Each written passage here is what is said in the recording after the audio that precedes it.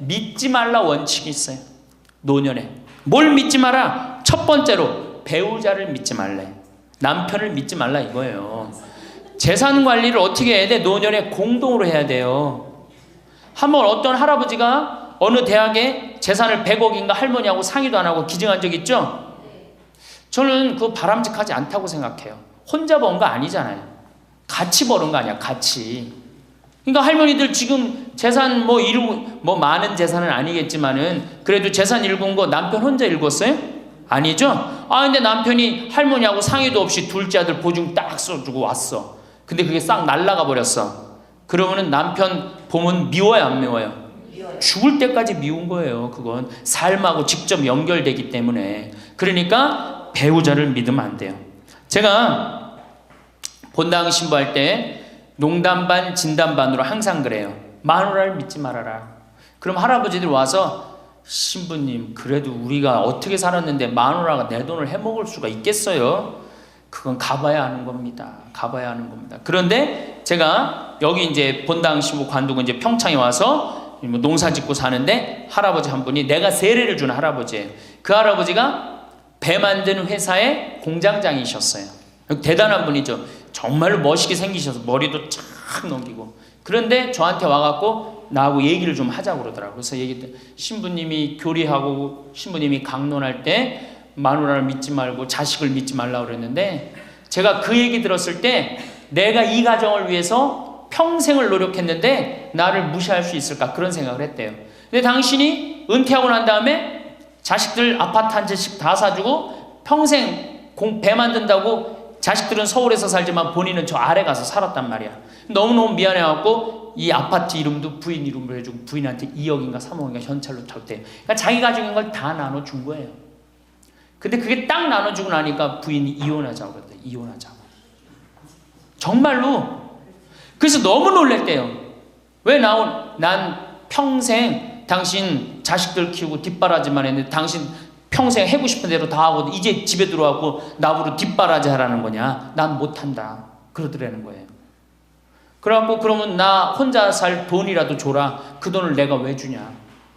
그 할아버지가 나한테 와서 울면서 얘기하는 거예요. 절대 배우자를 믿으면 안 돼. 우리 어머니가 한 6년 전인가 아버지가 이렇게 자식들이 용돈 주면 이렇게 통장에 돈을 모아두는 통장이 있어요. 한 500만 원인가 600만 원 모아졌는데 어머니가 꼬신 거예요. 70이 돼서 여보 우리 살면 얼마나 사냐. 우리 수의나 좀 하나 해두자. 당신 거 내 거 나중에 자식들 불편하지 않게. 그럼 우리 아버지 또 착하니까 이제 갚는다고 어머니가 뭐 3월인가 4월에 돈 나오는 게 있으니까 1월 달에 수의하자고. 그래갖고 아버지가 줬대요. 갚는다고 그래서. 지금도 아직도 안 갚았어요. 지금도.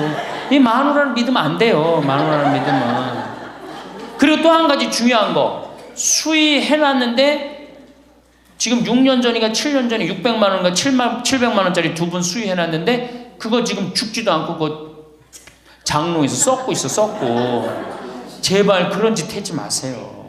수의는 왜 하나? 내가 지금도 그래. 그 600만 원 거 갖고 먹는 거 사 먹었으면은 무지하게 사 먹었을 거야. 동네 할머니들 다 사주고 멋있게 살았을 거야. 그런데도 어떻게 해? 죽지도 않을 거면서 그런 거 해도. 우리 어머니 아버지는 뭐 제가 이거 장담하는 건 좀 그랬지만 지금 근력으로는 최소한 10년은 더 사세요. 그러니까 20년 후에 죽을 수의를 이른해 해둔다는 게 말이 돼요? 안 되는 거지. 그러니까 우리 할머니들 외로우니까 동네에서 막 뭐 화장지도 주고 뭐 바가지도 주고 그냥. 그리고 결정적으로 한 방에 그냥 싹 해가는 거 뭐 비싼 거 하나 다 그냥 사기당하고 그러는 거야. 참 그래서 공부해야 되는 거예요. 그래서 정규학교가 필요해야 되니까 4년제.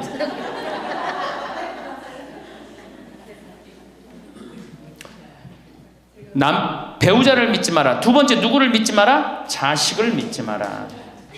올해 아주 재미난 통계가 하나 나왔어요. 자식을 고생해서 이 자식을 다 키웠잖아요.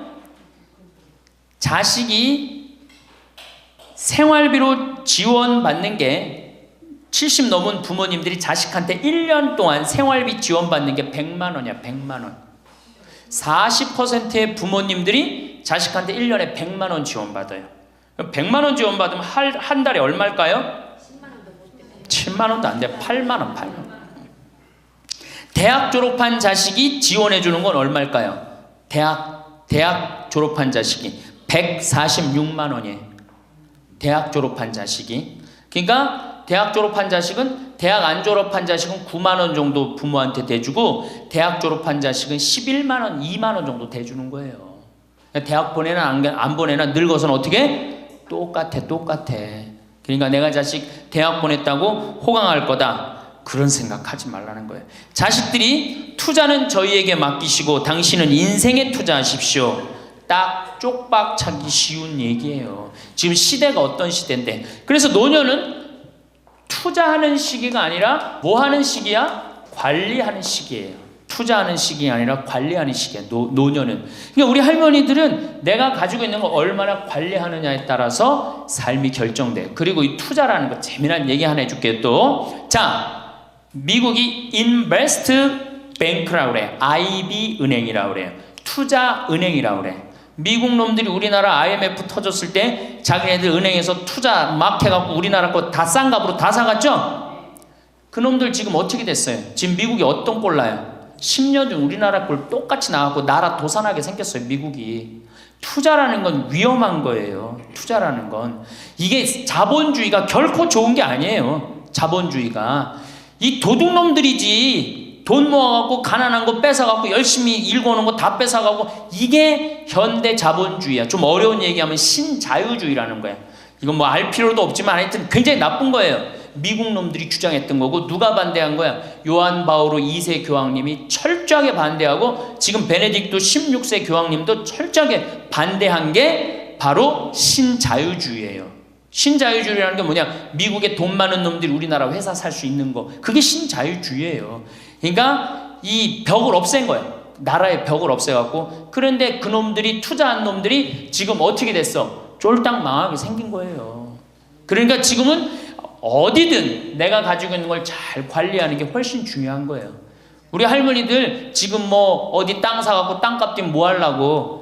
내가 아파트 지금, 내가 어떤 할머니를 보니까 83살인데 판교에 청약을 했어. 판교에 청약을. 그럼 83살 먹은 할머니가 판교에 청약한 이유는 오로지 뭐 하나야? 자식한테 물려주려고 그러는 거. 왜? 10년, 뭐 지금은 또 제도가 바뀐다고 그러지만 10년 동안 그 판매를 못하게 돼 있어요. 아파트를 한번 사도. 안타까운 거죠. 그거 할 돈 있으면 10년 동안 할머니 시컨 쓰다 죽어야 되는데, 죽으면서까지 누구 생각하는 거? 우리는 자식들 생각하는 거야. 참 제발 그러지 마세요. 다 쓰다가 남으면 누구한테 갖다 줘? 한시모님한테 갖다 줘. 한시모님한테 갖다 주기 싫으면 나한테 갖고 오든지, 아니면 나한테 갖고 오기 싫으면 어디에 갖다 줘? 복지시설에 갖다 주고 돌아가세요. 자식한테 주지 말고. 자, 이거 다 들어요. 평화방송 나중에 다 볼 거니까 걱정하지 마시고. 자, 인간은 살아있는 동안 기필코 노년기를 맞이할 수밖에 없다. 각기 연령층에 따라 특별한 은총을 갖고 있기에 늙는다는 것을 굳이 슬퍼할 이유는 없다. 늙었다는 것이 어떤 특별한 자랑이 될 것도 아니련만 고집들이 보통이 아닌 것이 오히려 서글프다. 늙어서 친구들이 더 그리우면서도 만나면 너그럽게 이해하고 보살펴 하련만 남의 탓 들춰내면서 자기 우정의 교류를 단절시키는 것이 아쉽다. 자꾸 나이를 먹으면 단절을 한단 말이야. 그러지 말라는 거예요. 마음도 넓게 가지고. 살아온 길이 각기 다르기 때문에 너와 내가 서로 다름을 깊이 인정하여야 하지만 자기만의 삶의 길이 옳은 것인양 우쭐대는 모습이 우습다.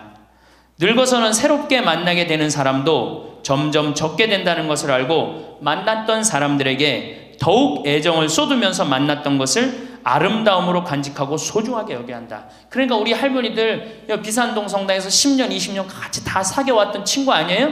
그러니까 누구한테 더 각별해야 돼? 친구들한테 더 각별해야 된다는 거예요. 지난 세월의 삶이 소중한 것이고 거룩한 것이기 때문에 지금 흐르는 이 순간들을 정성을 들여 값지게 살아야 한다. 그러니까 지금 값지게 살아야 된다는 거예요. 값지게.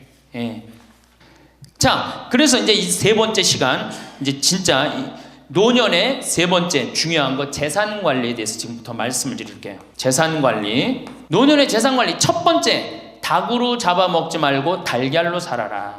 닭으로 잡아먹지 말고 뭘로 살아라? 달걀로 살아라. 우리 할머니들 닭 몇 년 살아요? 닭.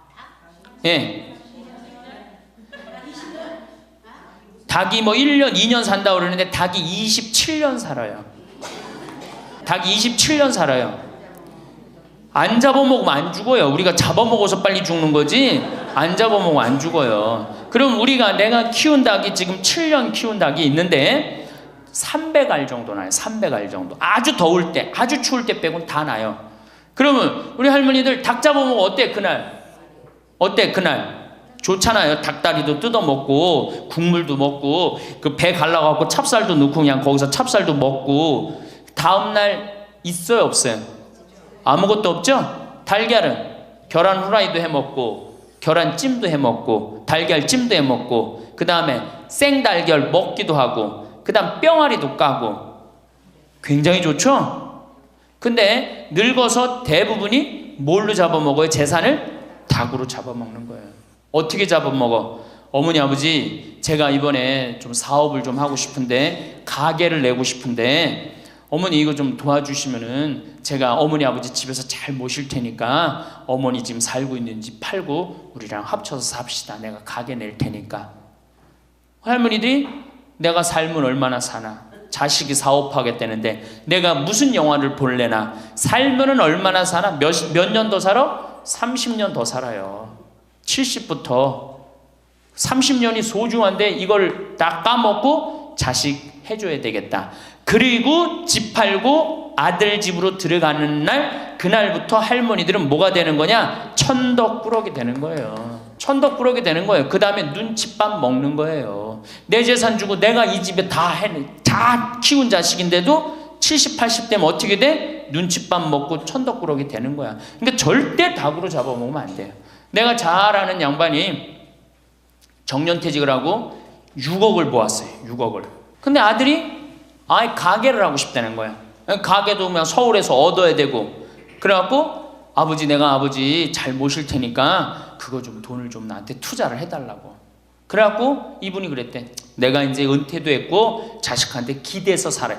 은퇴하고 자식한테 기대고 산다는 생각 절대 하지 마세요. 은퇴하고 그 돈 가지고 내가 알아서 살아야지 이 돈 자식한테 주고 기대서 살아야지 그 생각하지 마. 그래서 거지근성을 버리라는 거예요. 제 얘기는 뭐든지 늙으면 거지근성이 생겨요. 자식한테 기대서 살고 어디 가면 날 해주길 바라고. 그렇죠? 이 생각을 버려야 돼. 이제 독립적인 주체로 살아가야 된다는 생각을 해요. 그래서 자식한테 6억을 딱 줬는데 다음날 이자가 나와야 안 나와요? 다음 달 안 나오죠?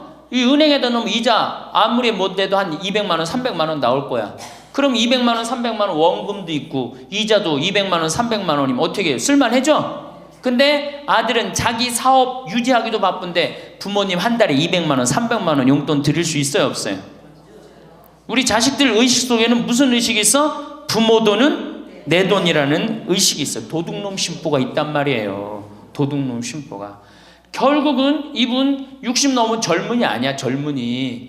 이분 어떻게 아파트 경비 나가고 있어요. 결국은 자기 인생 누가 망친 거야? 본인이 망친 거예요. 본인이 자기 발등 누가 찍은 거야? 그래서 이제 누구 원망해? 자식 원망하는 거예요. 원망하고 있는 거예요. 누가 잘못했어?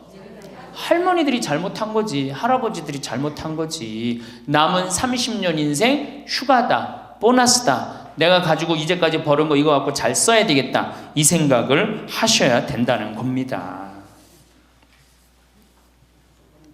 재미난 얘기 하나 있죠. 충청도에 할아버지 한 분이 중풍으로 누웠는데 집안에 대가족이 살아. 큰아들 작은아들 다 농사짓고.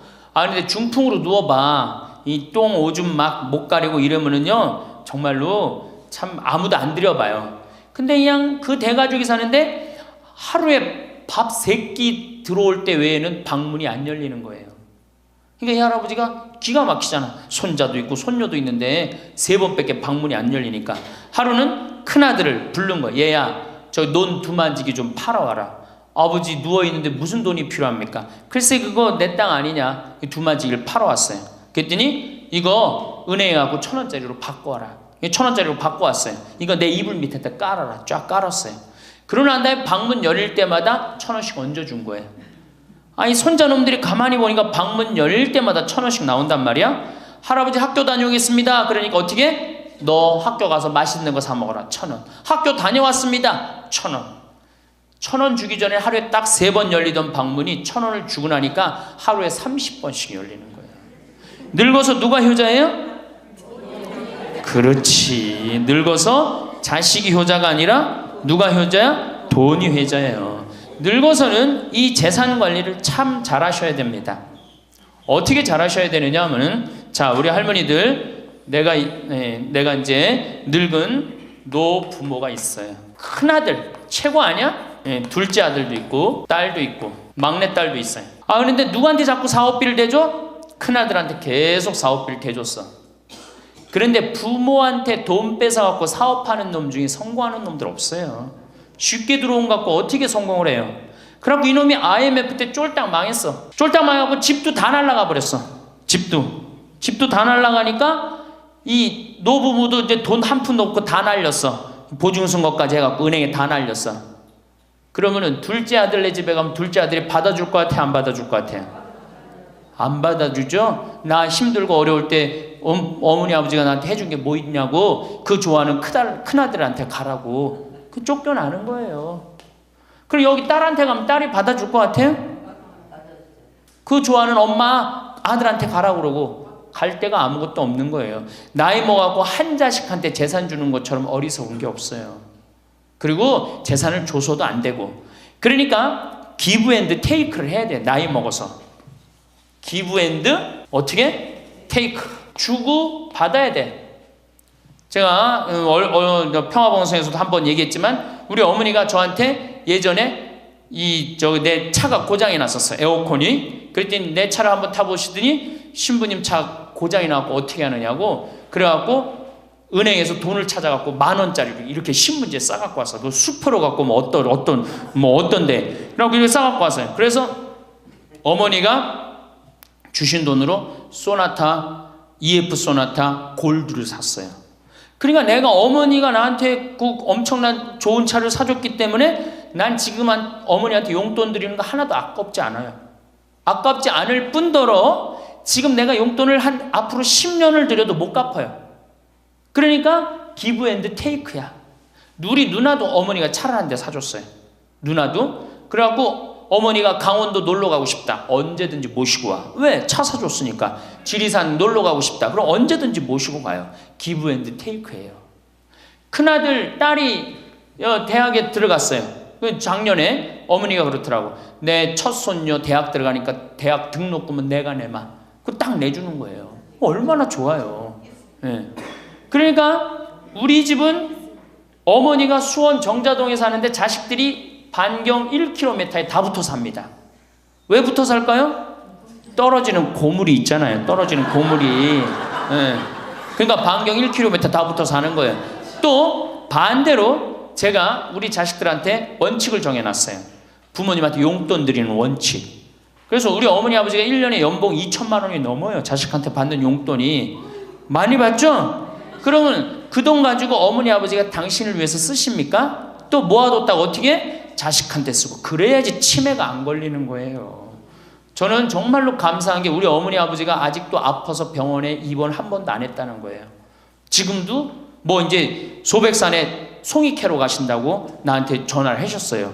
가실지 안 가실지 모르겠지만 그럼 또 소백산 꼭대기까지 뛰어 올라갔다 뛰어 내려오는 거예요. 우리 아버지. 그게 좋은 거예요. 부모 자식 지간이 그래야지 뭐가 싹 터요? 사랑이 싹 트는 거예요. 효도는 이제 없어진 시대고 뭐만 남아있는 거예요? 사랑을 하느냐 안 하느냐만 남아있는 거예요. 이걸 누가 잘해야 돼? 할머니들이 잘해야 되는 거예요. 한 자식한테 몰아주지 말고, 에? 어느 자식 불쌍하다고 계속 보증서 주지 말고 그럴 것도 없어요.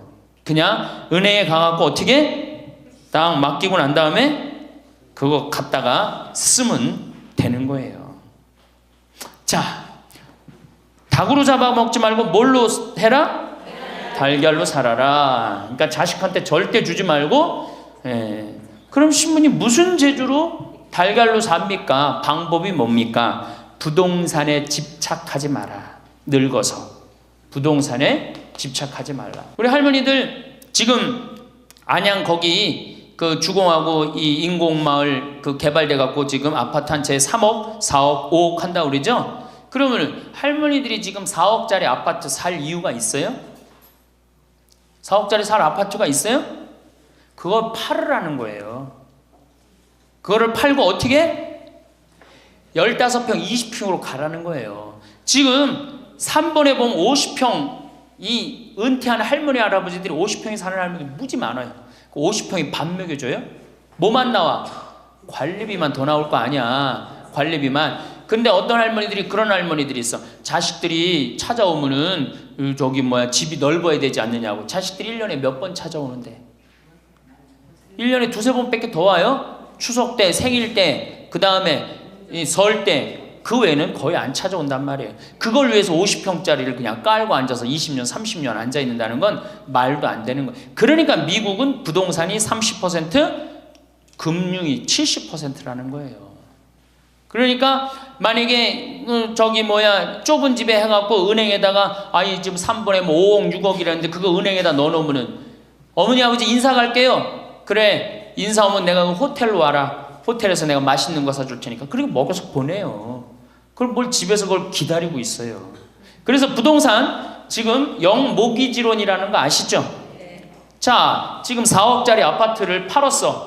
그럼 2억짜리 하나 그냥 얻으라는 거예요. 그 임대 아파트든지 조금만 아파트를 줄여서 가라는 거예요. 그러고 난 다음에 2억은 은행에다 넣으면 1억을 은행에다 넣으면 어떤 상품이 있느냐면 1년에 100만 원씩 나와요. 한 달에 100만 원씩. 그래갖고 이게 10년 동안 나와요. 10년 동안. 10년 후에는 1억 없어지는 거예요. 근데 할머니들 한 달에 100만 원 나오면 쓸만해, 안 쓸만해요?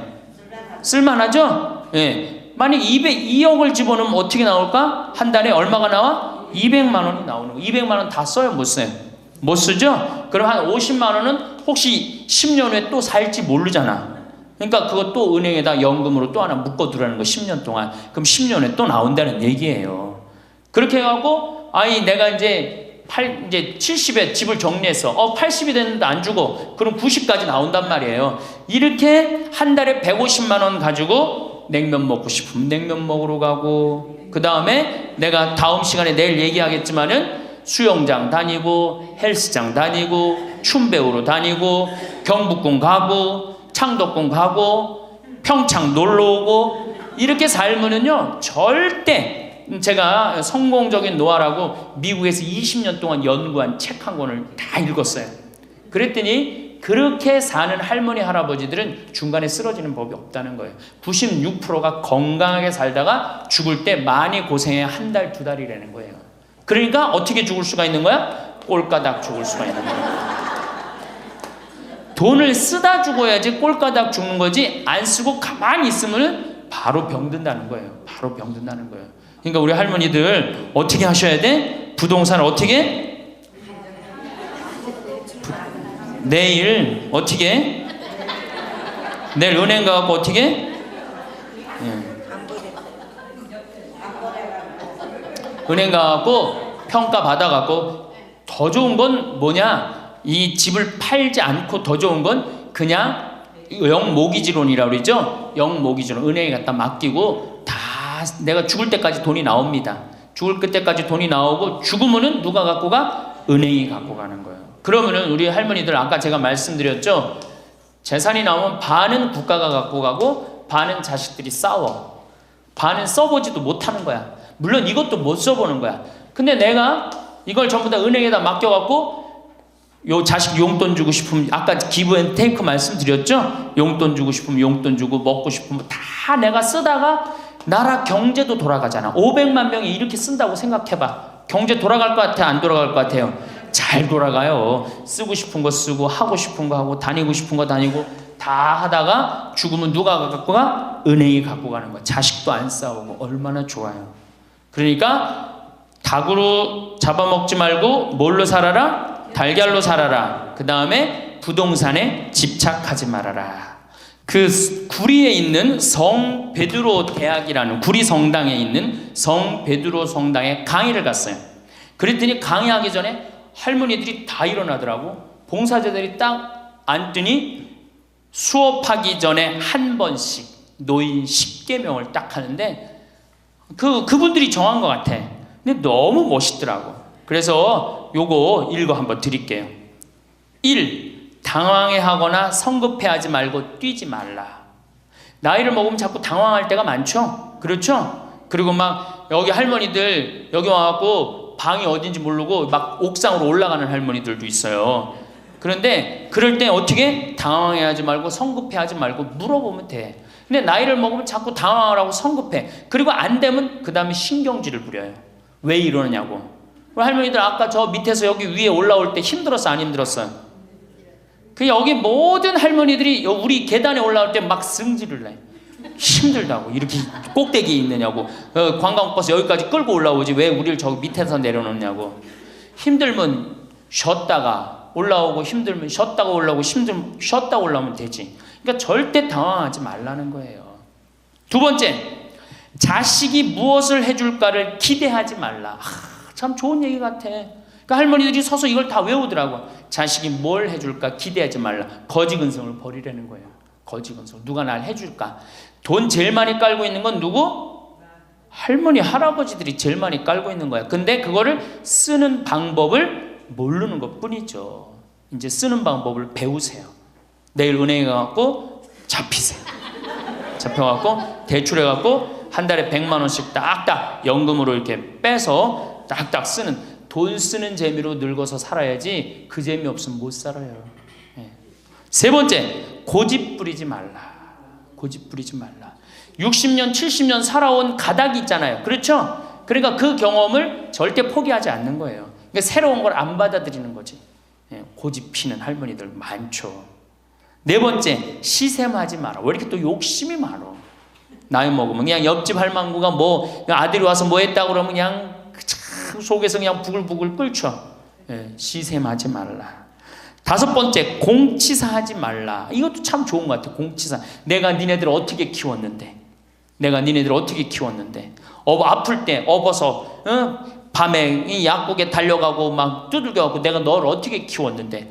그냥 대동아 전쟁부터 뭐 그렇게 할 얘기가 많아. 얘기만 하면 그냥 대동아 전쟁에 시집와갖고 고생한 얘기, 6.25 전쟁 때 피난 간 얘기, 전쟁 끝나고 나면 똥구멍이 찢어지게 가난한 게 고생한 얘기, 그냥 줄줄이 그냥. 어떤 할머니는 비산동에 있었던 그 할머니는 아마 돌아가셨을 거야. 굉장히 나이 먹은 할머니인데 고해소에 들어오면요 3공학에 잘못한 거, 4공화국에 잘못한 거, 5공화국에 공화국별로 죄를 고백해요. 근데 이 할머니는 죄의 본질은 뭐야? 이렇게 힘들게 내가 살아왔는데, 내가 자식 하나를 키웠는데 이 자식이 너무너무 속을 썩여갖고 지난주 너무 속상해갖고 줄미살 빠진 거야. 죄는 줄미살 빠진 건데 이 줄미살 빠지는 과정을 3공화국부터 설명을 해야 돼. 3공화국, 4공화국, 5공화국. 그런데 다음에 또 고해성사 보면 신부님 내가 3공화국 때, 4공화국 때, 5공화국 때 꼭 얘기를 해요. 변함없이 1년 365일 고해성사 들어오면 내가 외워. 그래.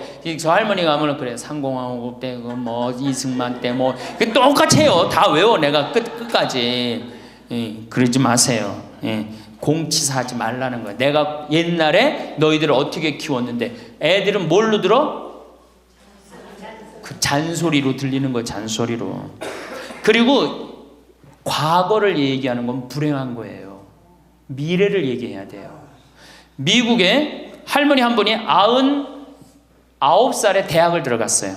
경영학과를 들어갔어요. 102살에 졸업한대요. 네 할머니 꿈이 뭔지 알아요? 102살에 졸업해갖고 취직해갖고 그거 버는 돈으로 아프리카의 어려운 애들 도와주는 게 꿈이야. 이 할머니는 99이라도 나가보기에는 할머니 아니에요. 대학생이지.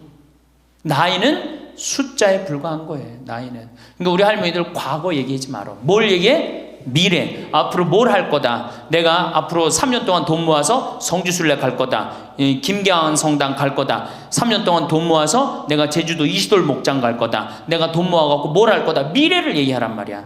과거 얘기하지 말고. 신부 우리가 다 살았는데 다 살긴 뭘 다 살아. 아직도 20년 30년 남아있는데. 네, 여섯 번째, 날마다 샤워하라. 이것도 참 멋있는 것 같아. 날마다 샤워하라. 안 씻고 사는 할머니들 많죠? 그렇죠? 근데 날마다 샤워하는 거 참 좋은 것 같아. 날마다 속옷을 갈아입어라. 그렇죠? 예?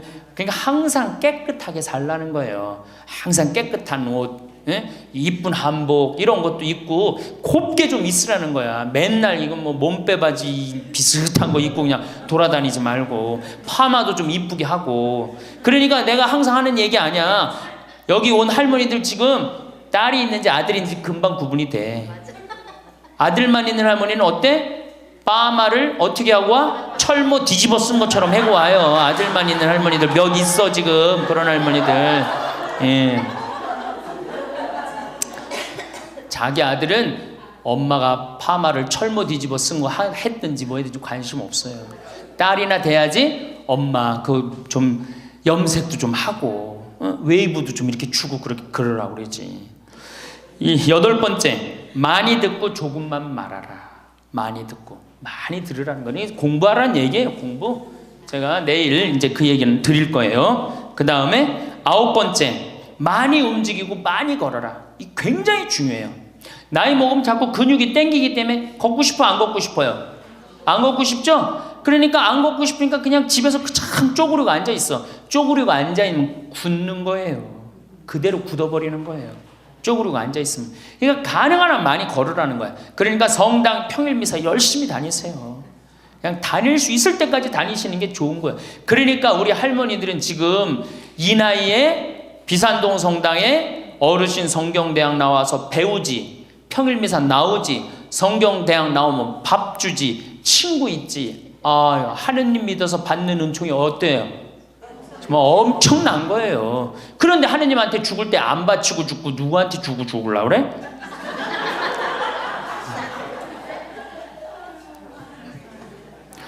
외국의 신앙이 깊은 사람들은요, 죽을 때 다 교회에 기증하고 죽어요. 신앙이 깊은 사람들은 자식한테 물려준다는 생각이 없어요. 우리나라처럼 이렇게 자식한테 매이는 나라가 없어요. 10번째, 이게 이제 그 얘기를 딱 해내. 욕심을 줄이고 나누어 주어라. 욕심을 줄이고 나누어 주어라. 계속 나눠 주고 이제 얼마 안 남았는데 뭘 그렇게 끌어안아? 계속 나눠 주라는 거예요. 계속.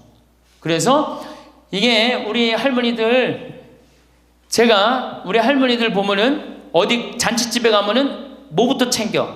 음식 싸가려고 그러죠? 욕심 피는 거예요. 음식 싸가려고 그러고 하나라도 더 가져가려고 그러고. 아니 지금 가지고 있는 거 고아원에 떡 한 번 갖다 주고 무료영론에 밥 한 번 더 갖다 주는 게 지금 급선무지. 내가 싸갖고 가갖고 그거 다 상한 거 뭐 하려고 먹어. 그러니까 우리 할머니들 어르신 성경대학에 전심 줘야 안 줘요? 주죠? 1년에 보통 며칠 정도 얻어먹어요? 한 40일? 한 달에 4번 정도 먹으니까 방학 있고 그러면 한 40일 정도 얻어먹죠? 40일 얻어먹으면 양로원에, 무료 양로원에 가서 밥 한 끼 대접해야 될 거 아니야. 어르신 성경대학이 먹고 땡! 그렇지? 먹고 땡이죠? 그러니 이게 이게 하느님의 자식이 아닌 거지. 껍데기만 자식인 거죠. 이제 어떻게? 욕심을 줄이고 나누어 주어라. 난 이 구리성당 그 성베드로 대학에서 일어나고 이걸 외우는데 멋있더라고요. 그러니까 우리 할머니들도 이렇게 노년을 멋있게 사세요. 자, 이제 노인 학대를 아까 못하던 얘기 좀 하겠습니다. 노인 학대를 보면 정서적으로 41%가 정서적으로 노인을 무시하는 거예요. 늙었다고, 모른다고, 무식하다고. 엄마가 뭘 알아? 가만히 아무것도 하지 말고 가만히 있어. 근데 또 이 늙으면 아무것도 하지 말라고 가만히 있으라고 그러면 더 해요. 굳이 걸레 삶지 말라고 그래도 굳이 걸레 삶는다고 저기 뭐 통에다가 넣고 또 까먹고 또 그냥 완전히 다 태워 먹고. 그러니까 구박을 받는 거지. 왜 하지 말라는 짓을 골라세요? 그거 하는 시간 있으면 어떻게? 나가서 놀아. 밥 한다고 그냥 또 쌀 씻어 얹어갖고 다 태우고 그러지 마시고. 자, 그 다음에 학대가 41%, 방임이 24%야. 방임. 밥을 먹거나 말거나 방 청소를 해주지도 않고. 제가 봉성체 나가보면 당뇨병 걸린 할머니들 옷을 얼마나 갈아 안 입혔는지 냄새가요, 표현할 수 없는 냄새가 나요. 당뇨병 걸린 할머니들, 이 풍 걸려갖고 이렇게 누워있는 할머니들 집에 가보면은요, 냄새가 아주 묘한 냄새가 나요. 오줌 냄새, 똥 냄새, 군 냄새 막. 그래갖고 그냥 또 봉성체를 가보면은 다 자식 며느리 다 돈 벌러 가고 다 학교 가고 할머니만 혼자 있는 경우도 많아요. 그러니까 그냥 거기서 그냥 이불 속에서 그냥 있는 거예요. 참 그런 거 보면 참 마음이 안타깝죠. 이게 뭐 80, 90된 어머니한테 용돈 드린다는 것은 말할 것도 없어요. 말할 것도 없어요. 전 가끔 이 술이 들어오면은 아버지한테 드려요. 그럼 아버지가 양로원에 노인정에 가고 친구들이랑 먹고 아주 근사하게 고기도 제가 사다 드려요. 고기도 노인정에 친구들이랑 구워 먹으라고. 사실은 제가 아주 강조하는 거지만 여러분들은 자식들보다 누가 더 중요해요? 친구가 훨씬 중요해요. 전신 같이 먹어주고 화투 같이 쳐주고 같이 한탄 신세, 자기 신세 한탄 같이 들어주는 거 누구밖에 없어? 친구가 더 중요한 거야. 그러니까 손자들 용돈 줄 생각하고 그냥 꼬깃꼬깃 모아두지 말고 그 돈 꺼내갖고 어떻게 친구랑 같이 칼국수 사 먹고 냉면 사 먹으란 말이에요. 제일 중요한 거예요. 이 노년의 유대라는 거는 노년의 유대 관계. 내가 집에서 돈 쓰기 싫어갖고, 사실 돈 쓰기 싫어갖고 안 나가는 할머니들도 많아요. 돈 아까워서. 그래갖고 그냥 집안에 가만히 있잖아요. 그 할머니는 완전히 고립되는 거예요. 내가 친구를 만나갖고 같이 걱정도 해주고, 아픈 친구에서 기도도 해주고, 또 아픈 친구 손잡고 평창에도 같이 와주고, 이게 살아가면서 치매 안 걸릴 수 있는 굉장히 중요한 길 중에 하나예요. 난 안 주고 안 받는다. 난 늙었으니까 안 주고 안 받는다. 그런 생각 하지 마시라는 얘기입니다. 세 번째는 이 할머니들이 어떻게 구박을 받냐? 구타야, 구타. 구타가 20%예요, 20%. 때리는 거예요, 때리는 거. 늙은 엄마, 늙은 아버지 때리는 거 말 안 들으면은 정말로 때리는 경우 참 많아요. 정말 기가 막힌 일이 지금 벌어지고 있는 거예요. 근데 이 기가 막힌 일이 왜 벌어져? 이유는 딱 한 가지야. 안 죽어서 벌어지는 거, 안 죽어서. 40살에 죽고 50살에 죽고 60살에 죽으면은 이런 구박 받아요, 안 받아요? 이게 70도 살고 80도 살고 90도 사니 이게 자식들이 지치는 거예요. 그러니까 자식들이 나를 좀 무시해도 섭섭해할 게 없어요. 이제 이렇게 이 보너스 인생 요거는 누가 책임져야 돼? 내가 책임져야 돼요. 내가 똑똑해져야 된다는 얘기야. 그래서 정규 학교를 만들어야 돼요. 60 넘어갖고 64살까지 학교 다니게 해갖고 이거 졸업한 사람만 100살까지 살게 해줘야 돼. 이거 졸업 안 하면은 뭐 어디로 보내든지 해야지. 이게 그냥 바보같이 살면서 자식들도 원수되고 본인들도 고통스럽고 그냥 마지막 인생을 그렇게 미움, 원망, 저주 속에서 살다가 죽으면 천당 갈 것 같아요, 못 갈 것 같아요? 행복한 상태에서 죽어야지 천당 가요. 요한 바오로 2세 교황님, 난 천당 100번 가고도 남은 분이라고 생각해. 왜? 죽으면서 뭐라고 그랬어요? 나는 행복했다, 니네들도 행복해라, 그러고 가셨잖아. 그러니 천당 가시죠. 정말로 이 세상에서 하느님 나라같이 산 분이 천당 가는 거예요. 그러니까 우리 할머니들 지금 중요한 건 웰빙 그러는데 누구 웰빙이 제일 중요해? 할머니 할아버지도 웰빙이 제일 중요한 거야. 나머지 20%는 어떻게 하느냐? 네 번째 노인 구박은 늙은 부부가 서로 구박하는 거야. 늙은 부부가 서로 죽으라고, 나가 죽으라고, 너 그러려면 나가 죽으라고. 늙은 부부가 처음 시집 올 때 다섯 못했던 마누라가 나이를 먹을수록 거칠어지죠. 그렇죠? 얌전해지긴 뭐가 얌전해? 지금 우리 할머니들 할아버지들한테 얌전해, 안 얌전해요? 막 소리 질러 그러잖아요. 오히려 누가 얌전해? 할아버지들이 얌전해져. 늙으면 이상하게. 그러니까 할아버지들이 여성스럽고 할머니들이 남성스러워져요. 그냥 어떤 할아버지가 이제 나이를 먹으면 먹을수록 이 기가 죽어갖고 할머니가 말을 안 듣는 거야. 저녁을 먹으려고 그러는데 안방에서 마누라 오늘 저녁 뭐 했어? 국은 뭐 끓였어? 근데 아무 대답이 없는 거. 부엌에서 딸그락 소리는 들리는데. 그래갖고 이제 안 그래도 이제 할머니가 자기를 무시하는 것 같아서 막 화가 나는데 대답을 안 하니까 날 진짜 무시하는 것 같잖아. 그래갖고 이제 거실에 나가고 또 얘기했어요. 마누라, 오늘 저녁 뭐 했냐니까 국 못 끓였어. 그런데도 딸그락 소리는 들리는데 아무 대답이 없는 거예요. 그래갖고 이제 너무 열받아갖고 부엌에 가갖고 이제 소리를 지르는 거예요. 아니, 오늘 저녁 뭐 했는데 왜 무시하느냐고, 왜 대답을 안 하느냐고. 그랬더니 할머니 하시는 말씀이, 내가 콩나물국이라고 3번이나 대답했는데 왜 이렇게 자꾸 떠드느냐고. 그러니까 할아버지 자기 귀 먹은 건 생각 안 하고 뭐만 생각나는 거예요. 할머니가 대답 안 했다는 것만 섭섭한 거야. 늙으면 그러니까 자꾸 자기 자신은 모르고 뭐만 생각해? 섭섭한 것만 생각하는 거. 섭섭한 것만.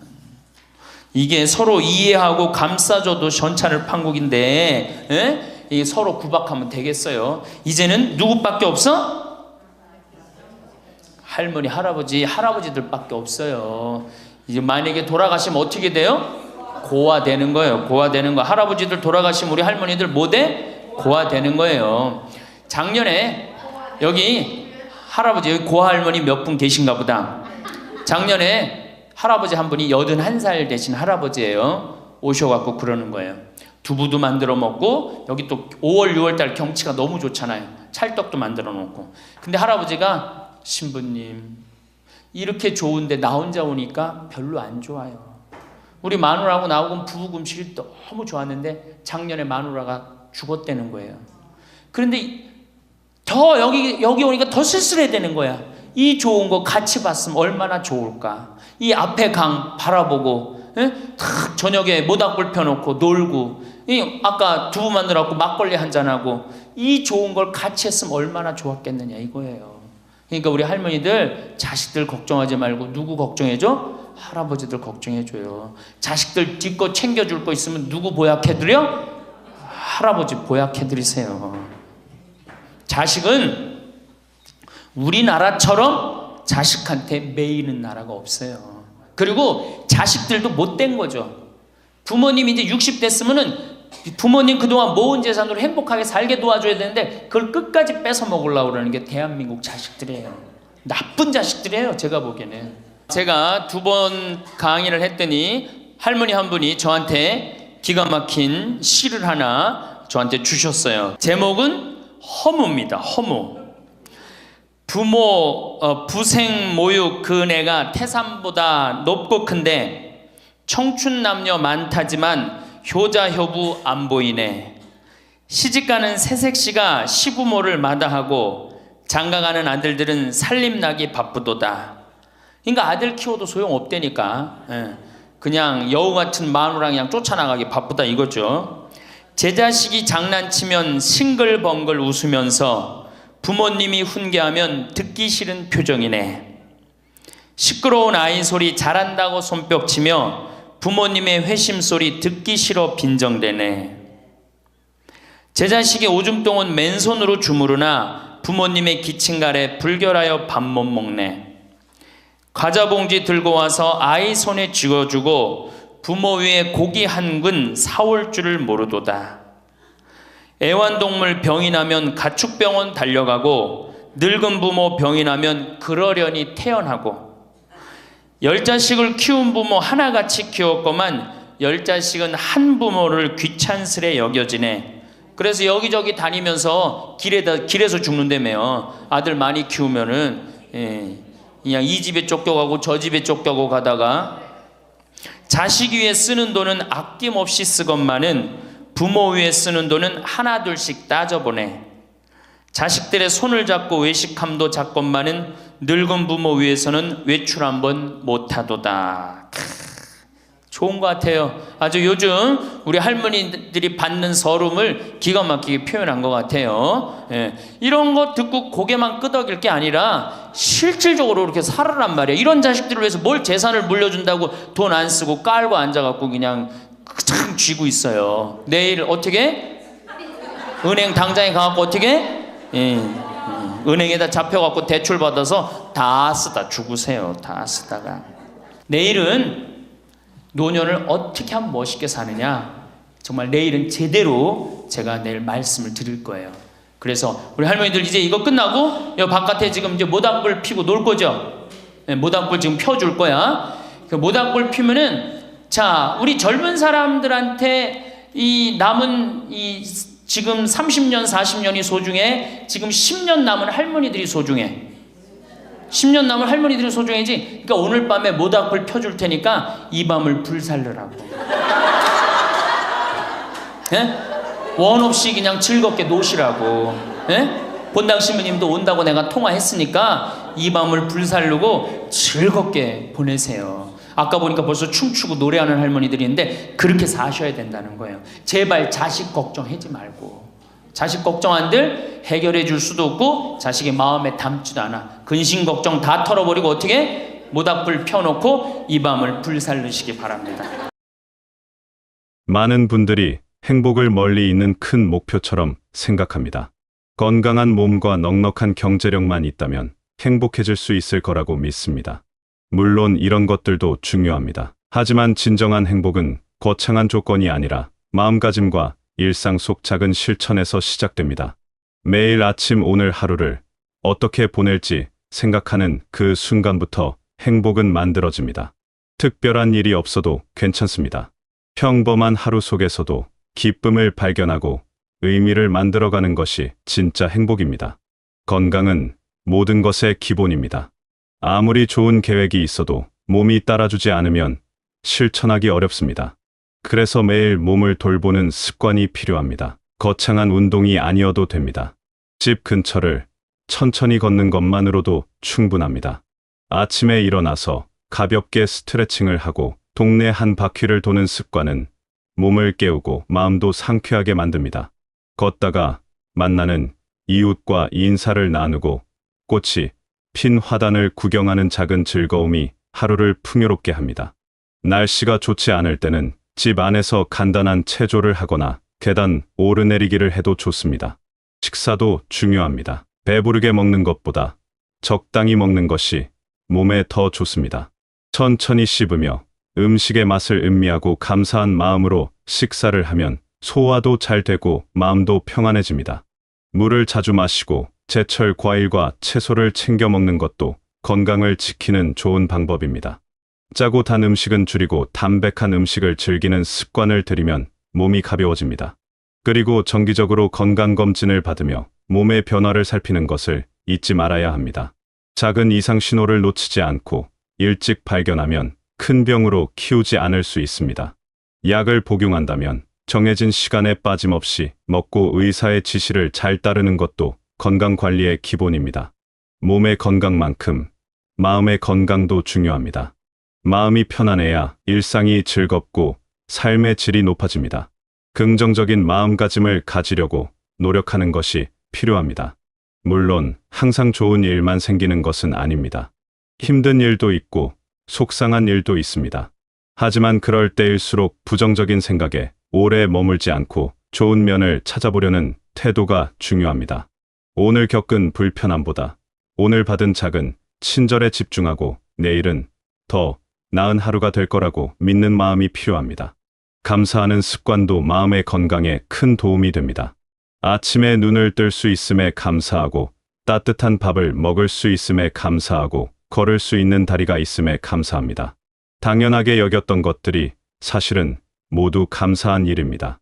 웃는 연습도 도움이 됩니다. 거울을 보며 밝게 웃어보고 하루에 한 번씩 큰 소리로 웃으면 스트레스가 해소되고 기분이 좋아집니다. 배움은 나이와 상관없습니다. 새로운 것을 배우는 즐거움은 삶의 활력을 불어넣습니다.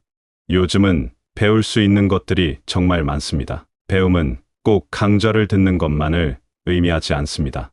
유튜브를 통해서도 많은 것을 배울 수 있습니다. 요리 영상을 보며 새로운 메뉴에 도전하거나 운동 영상을 따라하며 건강을 챙길 수 있습니다. 여행 영상을 보며 가보고 싶은 곳을 구경하고 음악 공연 영상을 보며 즐거운 시간을 보낼 수도 있습니다. 관심 있는 주제의 영상을 찾아보며 궁금증을 해소하는 재미도 큽니다. 텔레비전 프로그램을 보면서 새로운 정보를 얻거나 라디오를 들으며 세상 돌아가는 이야기를 아는 것도 배움입니다. 신문을 읽고 뉴스를 챙겨보며 세상과 연결되어 있다는 느낌을 받는 것도 의미 있는 일입니다. 중요한 것은 호기심을 잃지 않는 것입니다. 궁금한 것이 생기면 물어보고 알고 싶은 것이 있으면 찾아보는 태도가 마음을 젊게 유지합니다. 취미 생활도 삶의 질을 높이는 중요한 요소입니다. 해보고 싶었지만 바쁘다는 이유로 미뤄왔던 일들을 이제는 시작할 수 있습니다. 글쓰기를 좋아한다면 자신의 이야기를 글로 남겨보는 것도 의미 있습니다. 살아온 이야기를 정리하고 기록하는 과정에서 삶을 돌아보고 의미를 발견하게 됩니다. 손으로 무언가를 만드는 것도 좋은 취미입니다. 뜨개질을 하거나 십자수를 놓거나 종이접기를 하는 등 손을 움직이는 활동은 집중력을 높이고 마음을 안정시킵니다. 완성된 작품을 보며 느끼는 성취감도 큽니다. 가족이나 친구에게 선물하면 더욱 기쁩니다. 음악, 감상도 좋은 취미입니다. 좋아하는 노래를 들으며 옛 기억을 떠올리고 마음의 여유를 느낄 수 있습니다. 노래를 따라 부르는 것도 스트레스 해소에 도움이 됩니다. 노래방에 가서 신나게 노래를 부르면 기분이 한결 가벼워집니다. 사람은 혼자 살 수 없습니다. 관계 속에서 기쁨을 느끼고 위로를 받습니다. 가족과의 관계가 가장 기본입니다. 함께 사는 가족이 있다면 매일 대화하고 서로의 이야기를 들어주는 시간을 가지는 것이 중요합니다. 사소한 일상도 나누고 고민도 함께 이야기하면 유대감이 깊어집니다. 멀리 사는 가족들과는 자주 연락하며 안부를 주고받는 것이 좋습니다. 전화 한 통화가 서로에게 큰 위안이 됩니다. 영상 통화로 얼굴을 보며 이야기하면 더욱 반갑고 그리움이 해소됩니다. 친구 관계도 소중합니다. 오래 알고 지낸 친구들과 정기적으로 만나 이야기를 나누고 함께 시간을 보내는 것은 큰 즐거움입니다. 함께 식사를 하거나 산책을 하거나 운동을 하며 우정을 나눕니다. 새로운 친구를 만드는 것도 좋습니다. 취미 활동이나 모임을 통해 같은 관심사를 가진 사람들과 친해질 수 있습니다. 처음에는 낯설고 어색할 수 있지만 용기를 내어 다가가면 좋은 인연이 될 수 있습니다. 함께 웃고 이야기하며 시간을 보내다 보면 외로움이 사라지고 마음이 따뜻해집니다. 좋은 관계를 유지하는데 중요한 것은 표현입니다. 고맙다는 말과 미안하다는 말을 아끼지 않아야 합니다. 마음속으로만 생각하지 말고 말로 표현해야 상대방이 알 수 있습니다. 사랑한다는 말도 자주 해야 합니다. 가족에게도 친구에게도 사랑과 감사를 표현하는 것이 관계를 더욱 단단하게 만듭니다. 먼저 연락하는 용기도 필요합니다. 상대방이 연락하기를 기다리지 말고 내가 먼저 안부를 묻고 만남을 제안하는 적극성이 관계를 살립니다. 작은 선물을 주고받는 것도 관계를 따뜻하게 만드는 방법입니다. 봉사 활동도 좋습니다. 큰 봉사가 아니어도 괜찮습니다. 누군가에게 도움이 된다는 느낌은 자존감을 높이고 삶의 의미를 찾게 합니다. 복지시설에서 필요한 물품을 기부하거나 재능 기부를 하는 것도 좋은 방법입니다. 자신이 할 수 있는 범위 내에서 작은 실천을 하는 것이 중요합니다. 누군가의 말벗이 되어주거나 심부름을 도와주는 것만으로도 큰 도움이 됩니다. 지역 사회 활동에 참여하는 것도 좋습니다. 주민센터나 복지관에서 진행하는 프로그램에 참여하면 같은 지역에 사는 사람들을 만나고 소통할 수 있습니다. 함께 운동하는 모임이나 취미 동호회에 가입하는 것도 좋습니다. 정기적으로 모여서 활동하며 소속감을 느끼고 새로운 친구들을 만날 수 있습니다. 지역 행사에 참여해서 축제를 즐기고 주민들과 어울리는 것도 즐거운 경험입니다. 마을 회의에 참석해서 의견을 내고 함께 문제를 해결하는 과정에서 보람을 느낄 수 있습니다. 환경을 위한 작은 실천도 의미 있습니다. 분리수거를 철저히 하고 일회용품 사용을 줄이며 에너지를 절약하는 습관은 지구를 위한 일입니다. 다음 세대에게 더 나은 환경을 물려주기 위한 작은 노력이 모여 큰 변화를 만듭니다. 텃밭을 가꾸며 직접 채소를 키우는 것도 환경에 좋고 건강에도 좋습니다. 걷거나 대중교통을 이용하는 것도 환경 보호에 도움이 됩니다. 음식물 쓰레기를 줄이고 물을 아껴 쓰는 습관도 중요합니다. 행복은 멀리 있지 않습니다. 오늘 하루를 충실히 사는 것이 행복입니다. 아침에 일어나서 감사한 마음으로 하루를 시작하고 작은 일에도 기쁨을 느끼며 저녁에는 오늘 하루를 돌아보며 만족하는 것입니다. 큰 계획이나 목표가 없어도 괜찮습니다. 오늘 할 수 있는 일을 하고 만날 수 있는 사람을 만나고 느낄 수 있는 기쁨을 느끼는 것으로 충분합니다. 자신에게 너그러워지는 것도 중요합니다. 완벽하지 않아도 괜찮습니다. 실수할 수도 있고 계획대로 되지 않을 수도 있습니다. 그럴 때 자책하지 말고 있는 그대로의 자신을 받아들이는 것이 필요합니다. 자신을 사랑하고 아끼는 마음이 행복의 시작입니다. 다른 사람과 비교하지 않고 자신만의 속도로 살아가는 것이 중요합니다. 남들이 뭐라고 하든 자신이 행복하면 그것이 가장 좋은 삶입니다. 작은 변화도 큰 의미가 있습니다. 오늘 하루 산책을 한 번 더 하거나 친구에게 전화를 걸거나 새로운 요리를 시도해보는 작은 변화가 일상에 활력을 줍니다. 변화를 두려워하지 말고 새로운 시도를 즐기는 태도가 필요합니다. 실패해도 괜찮습니다. 시도한 것만으로도 의미가 있습니다. 다시 도전하면 됩니다. 매일 조금씩 나아지려고 노력하는 마음이 삶을 풍요롭게 만듭니다. 하루하루가 모여 한 달이 되고 한 해가 됩니다. 매일 작은 행복을 쌓아가는 것이 결국 행복한 삶을 만듭니다. 거창한 무언가를 이루려고 애쓰지 않아도 됩니다. 평범한 일상 속에서 의미를 찾고 감사하며 사는 것이 진정한 행복입니다. 아침 햇살이 따뜻하다고 느끼고 밥이 맛있다고 느끼고 사랑하는 사람의 목소리를 듣고 행복하다고 느끼는 것입니다. 자신만의 행복을 그려보시길 바랍니다. 다른 사람의 기준이 아니라 자신의 기준으로 행복을 정의하고 그것을 향해 나아가는 것입니다. 무엇이 자신을 행복하게 만드는지 생각해보고 그것을 실천하는 것입니다. 꽃을 보는 것이 행복이라면 매일 꽃을 보러 가고 음악을 듣는 것이 행복이라면 매일 음악을 듣는 것입니다. 단순하지만 확실한 행복입니다. 여러분은 충분히 가치 있는 존재입니다. 지금까지 살아온 모든 순간이 의미 있고 앞으로 살아갈 모든 날도 소중합니다. 자신을 믿고 사랑하며 오늘을 충실히 살아가시길 바랍니다. 행복은 먼 미래가 아니라 바로 지금 이 순간에 있습니다. 오늘 하루도 감사하고 내일도 기대되는 그런 삶을 사시길 바라겠습니다. 여러분의 모든 날이 빛나고 따뜻하기를 진심으로 응원하며 행복이 언제나 함께 하시길 바라겠습니다.